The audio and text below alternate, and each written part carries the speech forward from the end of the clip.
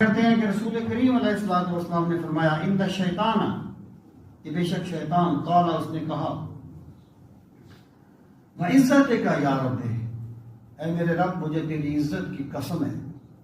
وہ قسمی ہے، لا ابرح اقوی عبادک، میں تیرے بندوں کو گمراہ کرتا رہوں گا، ما دامت ارواحہم فی اجسادہم، جب تک ان کی روحیں ان کے جسموں میں رہیں گی۔ وہ غلطی نہیں کرتا وہ تو فرشتہ ہے، جو غلطی کرنے کے بعد توبہ کر لیتا ہے وہ انسان ہے،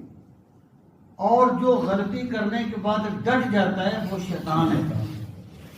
اب شیطان کو اس نے ایک بات کی، اللہ تعالیٰ نے اس کو ڈانٹا، اس نے اپنی غلطی، اس نے اس کو توبہ نہیں کی، وہ ڈٹ گیا، یا اللہ میں تیرے بندوں کو گمراہ کروں گا، بس مجھے تو مہلت دے دینا قیامت تک کے لیے۔ تو اس نے کہا پروردگار میں تیرے بندوں کو گمراہ کروں گا جب تک ان کے جسم میں روح باقی ہے۔ فقال رب،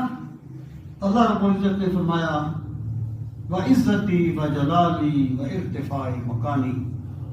مجھے اپنی عزت کی قسم، مجھے اپنے جلال کی قسم، اور مجھے اپنی بلند شان کی قسم، لا ازال اغفر لهم ما استغفرونی،